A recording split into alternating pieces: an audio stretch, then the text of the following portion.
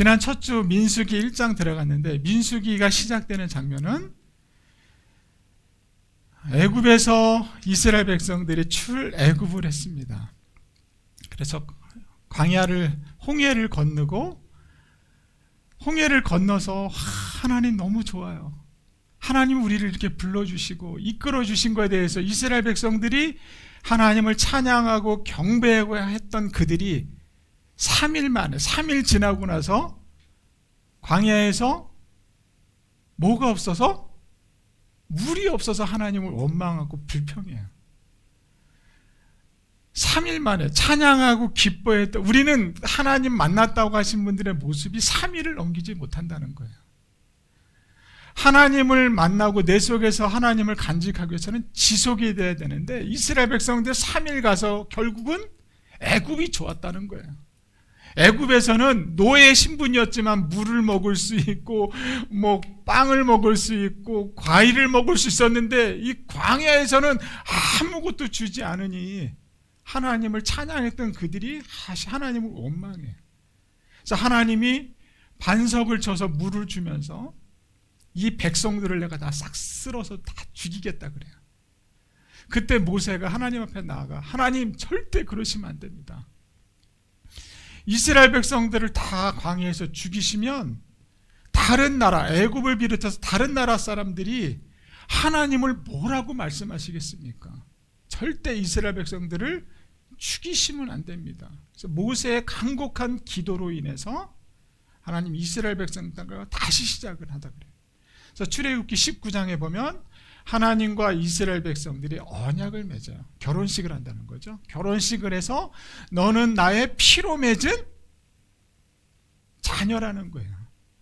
그러면서 레위 자손이 그때 생겨지면서 너는 나와 피로 맺은 자녀라는 거예요. 그래서 너희들에게 19장에서 너는 나와 결혼식 피로 맺은 언약의 관계라고 하면서 20장, 21장, 23장 가면서 하나님이 성막을 하나 만들어라 그래요.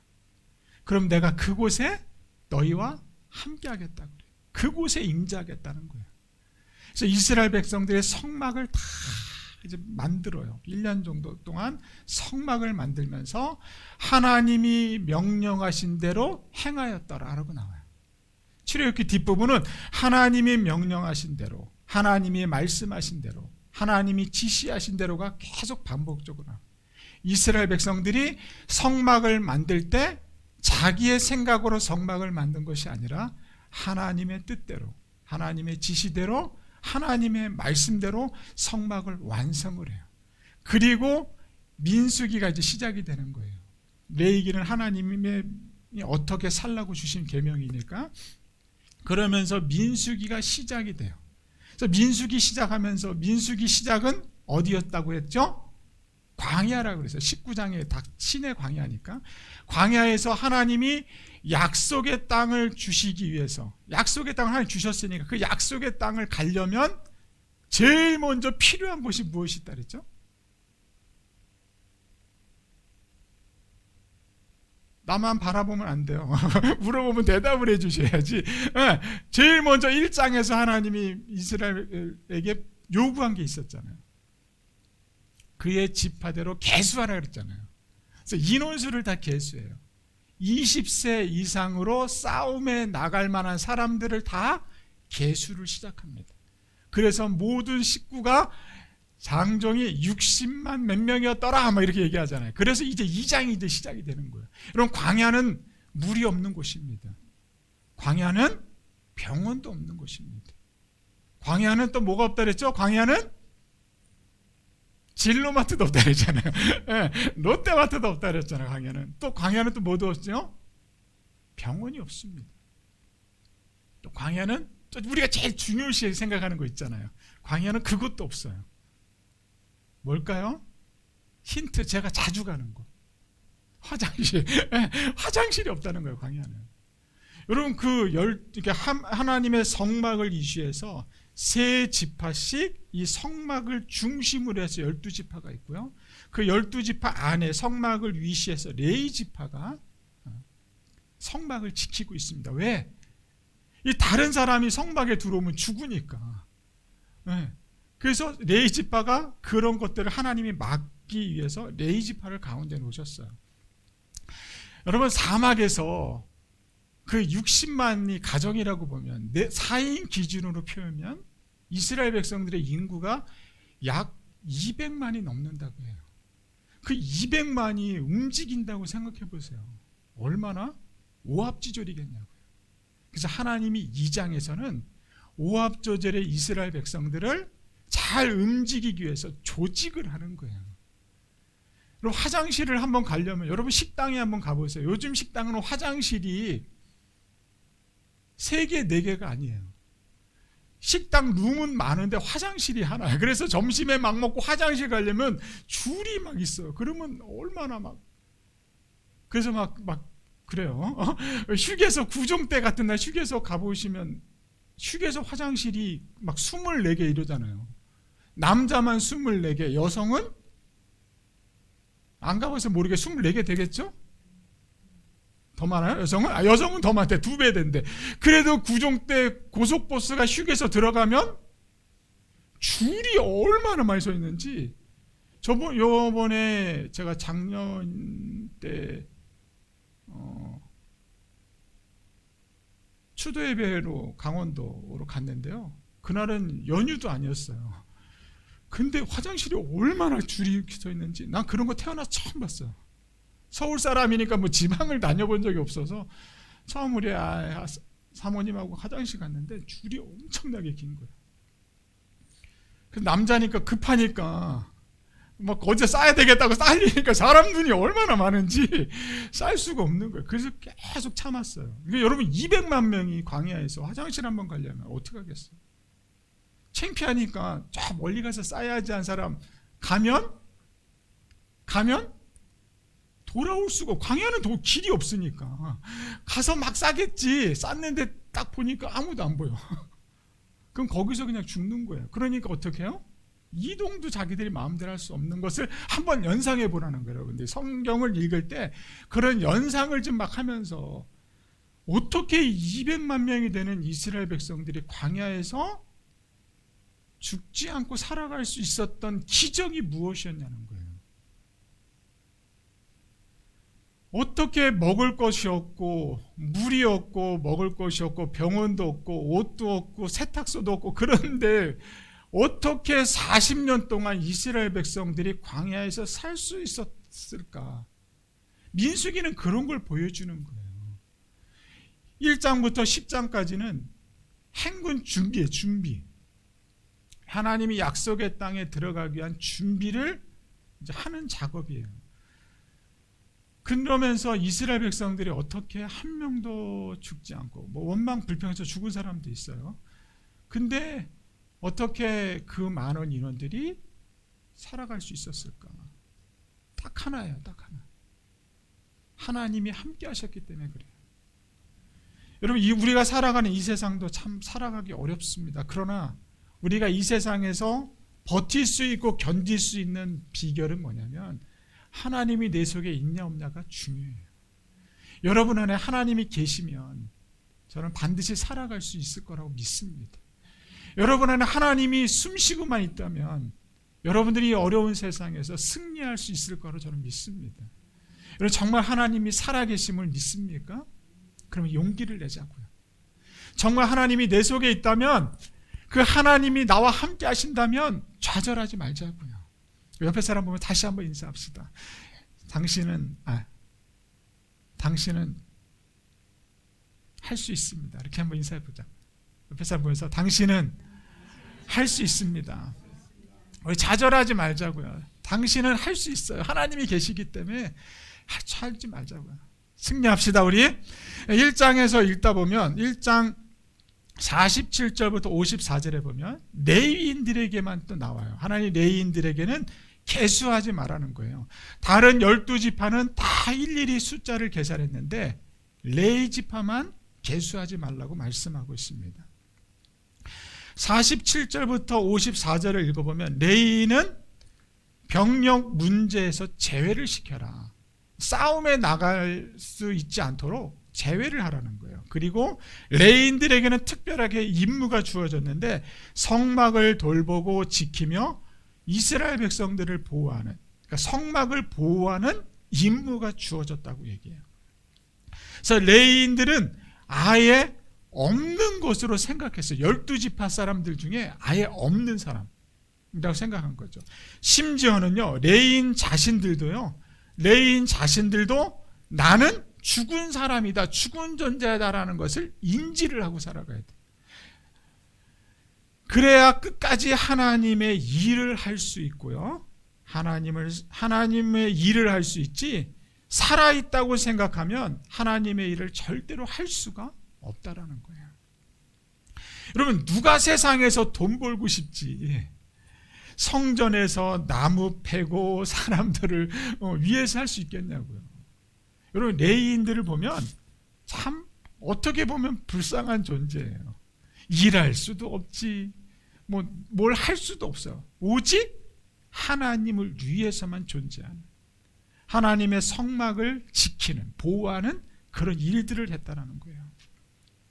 우리는 무엇인가 부족한 가운데서 살아야 하나님을 의지할 수 있는 자녀가 된다고요. 내 삶에 뭔가가 부족하면 우리는 하나님을 찾게 되잖아요.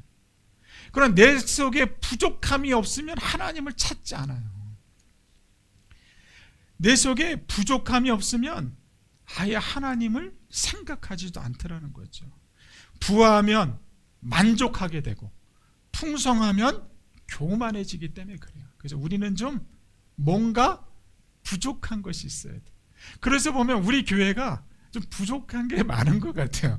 그래, 처음에 예배 시작할 때도 막 소리가 안 나온다고 막 이러고, 나는 더 불안해. 그러면 사실은 나는 불안해요. 소리 안 나와도, 방송 안 나가도 괜찮아요. 우리 같이 듣는 사람만 있으면 되지. 막 이러고 막 이러면 내 분주해서 잘 못해요. 머리가 막 혼란스러워서. 그러니까 앞으로는 그래도 그냥 지나가자고요. 그냥 뭐 안 돼도 방송 안 들으면 되지 뭐. 우리 나와 있는 사람만 듣고 은혜 받으면 되는 거 아니에요? 나와 있는 사람만 좋으면 되지 않아요? 좀 갑갑하면 오겠지 뭐. 오겠지. 하여튼 우리 안에 부족함이 있는 것이 복인 것 같다라는 거예요. 아멘들은 안 하시는 거 보면 아니라는 것 같아요, 여러분들. 나는 좀 부족하면 좋은 것 같아요. 그래서 가끔씩 코로나도 한번 걸렸으면 좋겠고, 가끔씩 감기도 걸렸으면 좋겠고, 가끔씩 아팠으면 좋겠어요. 그래야 하나님도 찾게 되지만 그 아픔을 갖고 있는 사람들의 마음을 이해할 수 있잖아요. 야, 나는 안 아픈데 넌 아프냐? 난 예수 잘 믿어서 안 아픈데 예수 못 믿으니까 아픈 거야. 이래 보세요. 얼마나 힘들겠어요. 그래서 그런 것들이 좀 부족해야 하나님을 알게 되고 하나님을 찾게 되고 하나님의 능력을 사용할 수 있지 않나 생각되어집니다. 사랑하는 여러분, 우리 부족한 것에 대해서 후회하지 말고 부족함을 감사로 바꿀 수 있기를 주님의 이름으로 축복합니다. 이스라엘 백성들 입장에서 보면요, 한 지파를 통째로 사용하지 못한다는 것은요, 큰 손실입니다. 그러나 한 지파가 없기 때문에 그들은 하나님을 의지할 수 있었다는 거예요. 여기서 우리는 다시 한번 지난주에 했던 이야기로 다시 한번 돌아가 보고 싶습니다. 우리는 무엇 때문에 아무것도 없는 황무지 광야에서 배회하는 이스라엘 백성들에게 관심을 가져야 하는가? 그들이 살아계신 하나님을 믿는 백성이기 때문에 관심을 가져야 돼요. 이스라엘 백성들은 놀랍게도 40년 동안이나 황무지에서 40년 동안 전 세계의 이목을 받는 사람들이었습니다. 그 이유가 인류 최초로 하나님이 인간들 사이에 사시겠다고 하는 말씀 때문이었어요. 그래서 하나님이 성막에 임재했다라는 사건이죠. 하나님께서는 이스라엘을 축복의 민족이 되게 하셨습니다. 그들은 아무것도 없는 광야에 있었지만, 황무지에 있었지만 하나님의 백성이었습니다. 레위인들이 하나님을 바로 섬기는 일이 군대보다 더 중요하더라는 거죠. 레위인들이 하나님께 바른 예배를 드리면 아예 군대가 필요 없다라는 거예요. 이스라엘 공동체는 더 이상 재앙이 일어나지 않습니다. 오히려 그곳에서 온 세계를 향하여 하나님의 엄청난 축복이 그들을 통해서 흘러가더라는 거죠. 오늘 하나님은 어떤 성전에 계시기를 원할까요, 여러분? 우리 하나님은 어떤 예배당에 있기를 원할까요? 그것은 사람으로 만들어진 성전입니다. 저와 여러분들이 하나님을 모실 수 있는 성전이라는 거예요. 그 성전이 오늘 모인 거예요. 그 공동체가 모여서 하나님을 찬양하는 겁니다. 오늘 그곳에 주님이 임재한다고 했어요. 그 주님의 임재함을 여러분들이 경험했다면 이제 여러분들이 가정을 살릴 수 있는 주인공이 되시기를 축복합니다. 직장을 살릴 수 있는 하나님의 군사가 되시기를 바랍니다. 우리 한 사람 한 사람이 말씀 중심으로 모일 때 하나님이 함께 하십니다. 하나님의 신령한 복이 우리에게 나타나게 되어 있다라는 거죠. 우리는 우리가 살고 있는 환경이 결정적으로 중요하지 않다는 사실을 알아야 합니다. 이스라엘 백성들 광야에서 40년 동안 그들이 어떻게 살았는지를 우리가 안다면 우리가 살아가는 이 환경이 결정적으로 중요하지 않다라는 것을 깨닫게 되는 거예요. 우리의 환경이 아무리 황무지라도 하나님을 영접하면 기적이 일어나는 줄 믿습니다.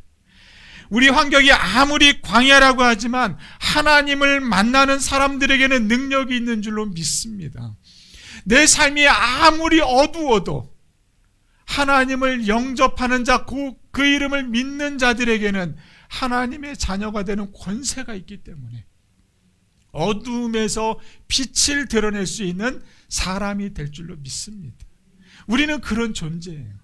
그러니까 환경을 탓하지 마시고 내 안에 하나님이 계시냐 안 계시냐를 탓할 수 있는 사람 됐으면 좋겠습니다. 그 하나님이 우리를 이끌어 가실 줄 믿어요. 그래서 2023년도 말씀과 기도로 길을 걷겠다는 거예요. 우리가 그 하나님을 신뢰하겠다는 거죠.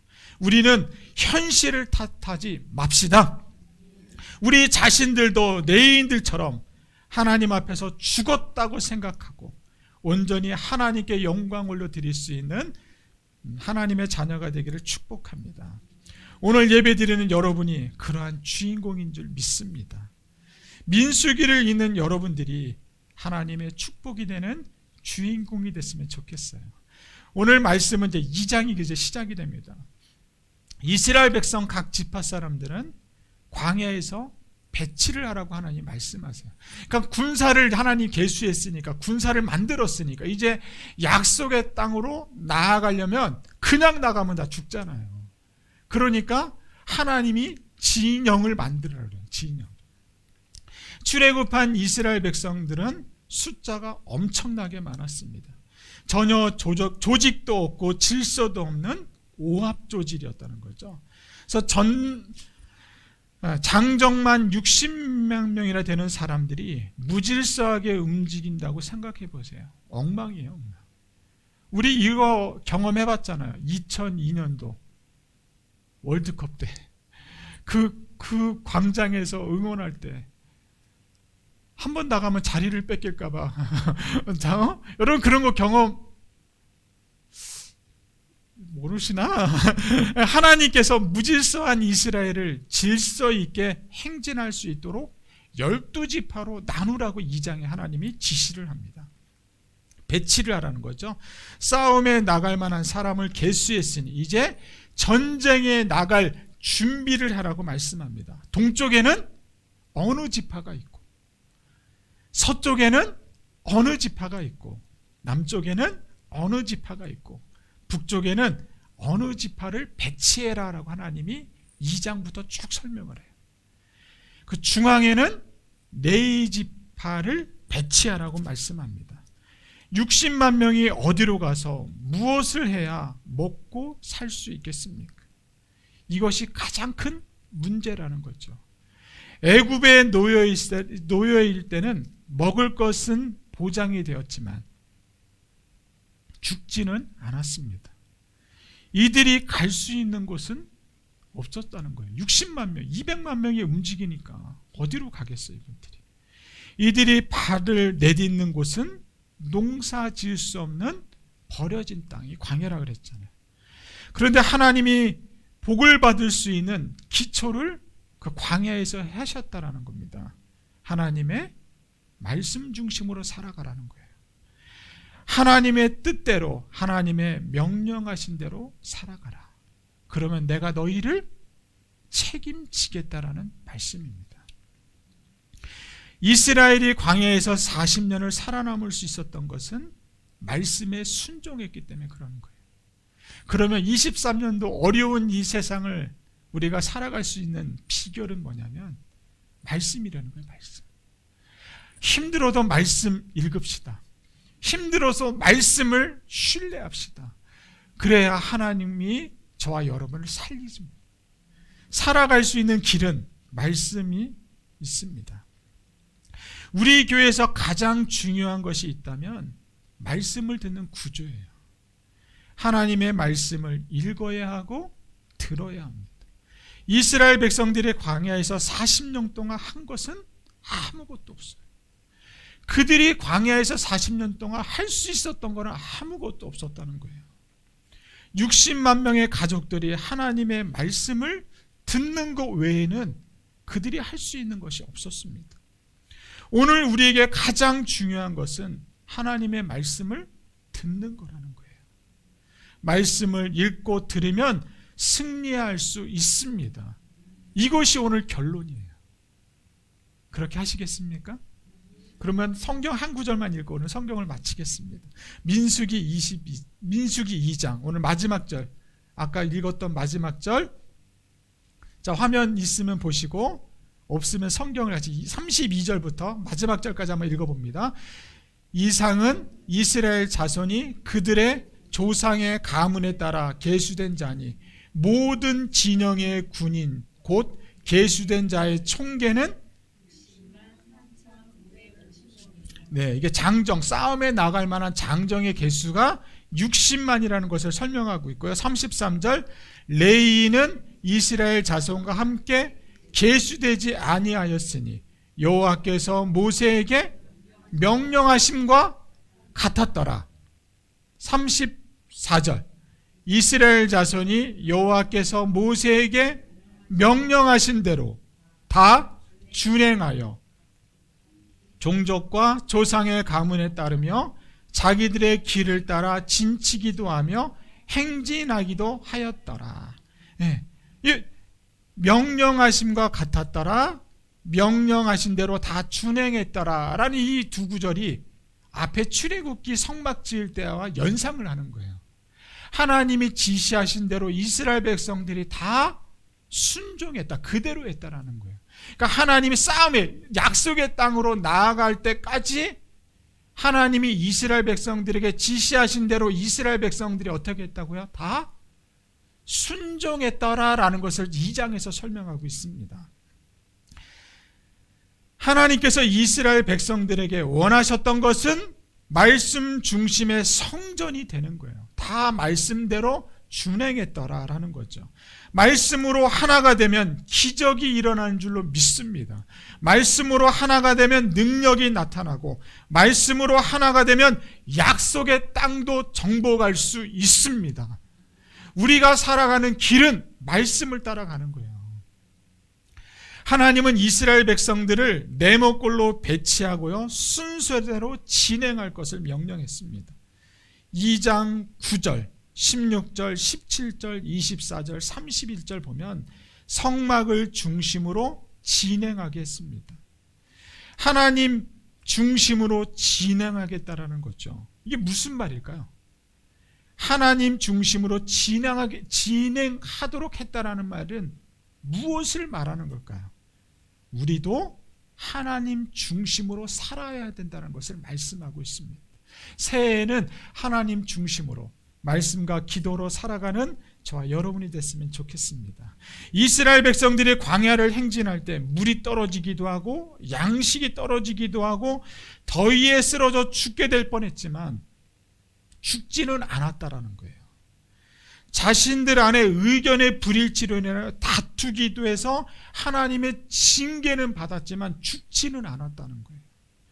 약속의 땅까지 다 갔다가 믿음이 없어서 광야에서 돌아가자고 이야기는 했지만 그들은 죽지는 않았어요. 이 모든 것이 이스라엘 백성들이 겪어야 됐던 과정이라는 거예요. 과정. 그러면 이들의 삶을 통해서 우리가 교훈을 얻을 수 있는 것은 뭐냐면 하나님 중심으로 살면 하나님이 인도해 주신다라는 거예요. 우리가 이 땅에 살면서 내 뜻대로 내 경험대로 내 지식대로 살다가 막 엎어지고 넘어지고 막 이런 것들이 이스라엘 백성들의 삶과 동일하게 똑같이 걷지만 우리가 살 수 있었던 비결은 뭐냐면 하나님이 우리를 인도하셨다라는 거예요. 그것을 놓치지 않게 되기를 바랍니다. 하나님은 반드시 여러분과 함께 하십니다. 그리고 하나님 반드시 여러분을 이끄시기를 원하고 계세요. 그 원하시는 하나님의 말씀에 순종하면 올해도 승리하게 될 줄로 믿습니다.